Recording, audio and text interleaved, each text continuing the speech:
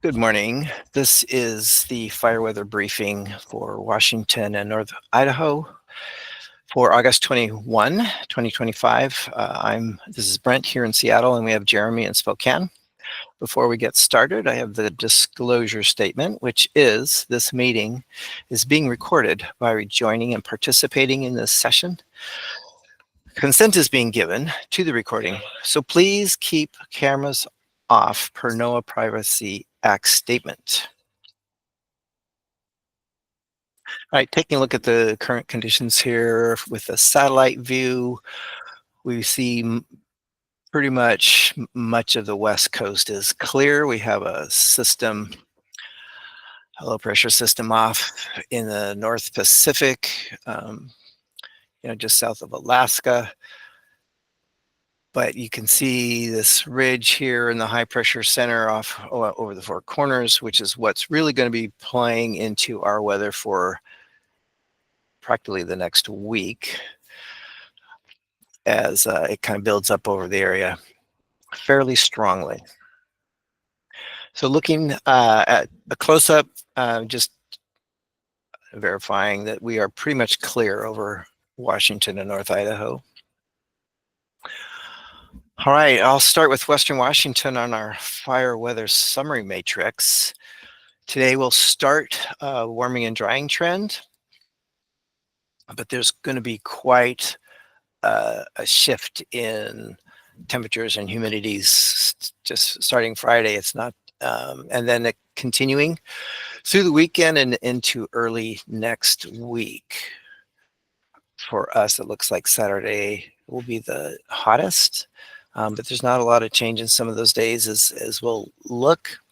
Will also be unstable. And although Friday we have so elevated concerns really through next Tuesday before it cools down, but Saturday and Sunday look like they will exceed our criteria for hot, dry, and unstable. I have a caution on that in that our fuels with the rainstorm we had a week ago or so had brought the ERCs down. And the one question, our calculations that we use running in the office don't show hardly any of the really fire weather zones have gotten back to above the 90 percentile. But there's, that's got some weaknesses in how those are calculated. And I know since we've been in drought conditions for much of the summer, I really suspect that may not be totally accurate, that fuels may be, at least by this weekend, ready to burn fairly well again. So by the end of this, when I'm getting the questions and answer period, I would love to have any partners' feedback on what they're seeing out there and what they expect the fuels to look like. Would be very helpful. Because before we do a red flag warning, which the criteria would be set for, we'd also have to have the fuels receptive. So that would be great input. And with that, I will switch over to Jeremy for the rest of it. All right. Thanks, Brent.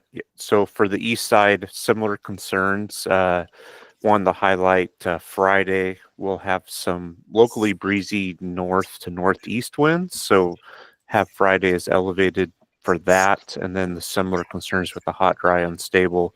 And Sunday and Monday, we could be near or could be locally critical for the hot, dry, unstable.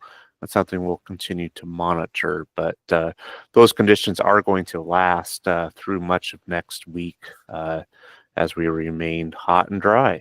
So back to you. Thank you, Jeremy. So just to look at what's the outlook is, very high percentages. This is actually showing 70 to 90% probability that will be above normal through all of Washington. Obviously, the 80-90% is up here in the northeastern quadrant of the state. And looking at the extreme heat outlook, there's a slight risk for almost all of Washington and a moderate risk for at least the 2/3, kind of the Cascades westward into northern Idaho. And as far as current hazards, there is a heat advisory out for the lowlands and foothills throughout western Washington. And except for the mountainous areas in the Cascades, eastern Washington has a extreme heat watch for most of it, and then an extreme heat warning just in the very south corner of the west side on southern Washington border there, and extending down into Oregon. All right, looking at the weather, we'll start with Friday. Let's look at temperatures here. If you'll notice up into the 90s in the west and upper 90s on the east side. When we get into, I'm going to go through kind of the daily progression here as it gets hotter, as we start hitting triple digits in some locations and way in the nearly triple digits even on the west side by Saturday. And although that may be the hottest, there's very little change. It's not coming down much through Sunday, Monday. You start to see it moderate a little bit on the west side, but still quite hot on Tuesday. And we don't really cool down on our side until Wednesday, but it's still fairly hot on the east side. Going back to day 2, and then looking at the min RHs, you can see low teens on the east side, and we're in the teens to low 20s for much of the area on the west side as well. And that's going to continue for those days, at least through the weekend, on days 3 and days 4 for the min RH. Did you want to point anything out specifically for those, Jeremy? Just that in addition, the max RHs, we're going to have some poor recoveries for the mid slopes and ridge tops and even down into the valleys in central Washington. So going to be really drying out the fuels further with those poor overnight recoveries. Right, good point. And that to not as great a degree, but that's also occurring as we see 20s to 35% on the west side as well. Well, sorry, I hadn't gotten that there. At least on Friday night into Saturday. I'm still switching. Sorry about that. So just the modest degrees. We stay up to 74, and then back up as we go on. All right, and then finally, looking at the wind on day 2, I know the eastern Washington wanted to talk a little bit about that for Jeremy.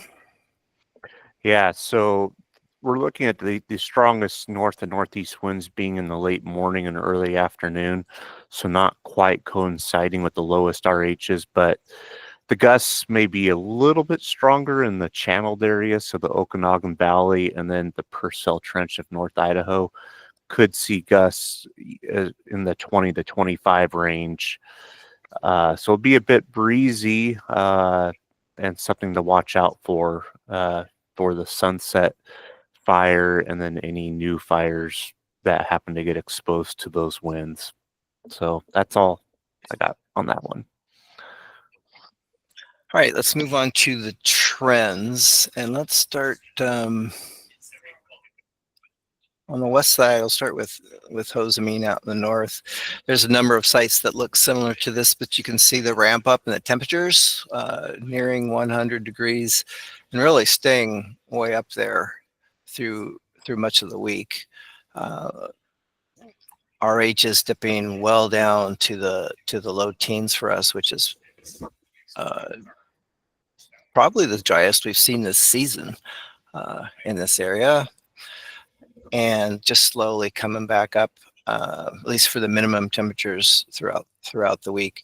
The winds remain fairly light, and the sky cover remains pretty sunny throughout that area. So moving over to Eastern Washington, we'll start with Camp 4, Jeremy. Yeah, so the main thing I want to point out here again, this is, indicative of a mid-slope ridgetop scenario through the week, that we're going to have those poor overnight recoveries, only recovering to 30 to 45% through the next 7 days. And then the minimum readings getting down to 15 to 20%. So just a prolonged period of those low RHs and also very warm temperatures. And then if we want to move to the east now and look at Hoodoo and North Idaho, this is more indicative of a valley bottom forecast across eastern Washington and North Idaho. Some better recoveries, some fair recoveries during the overnight periods, but getting down to that, again, very warm, dry conditions during the afternoon hours. So really want to just hit on that for the next 7 days. Back to you. All right, so finally we'll get to the 14-day outlook. It does remain with greater odds to be above normal through that period. That's getting into the first few days of September. But we do see greater chances for above normal precipitation. Just looking at it, looks like some southwest monsoonal moisture is going to be trying to make its way up here. Of course, normal precipitation at this time of year is not real high, but that is a potential that we will see some of that going forward. So we will end the discussion and presentation here.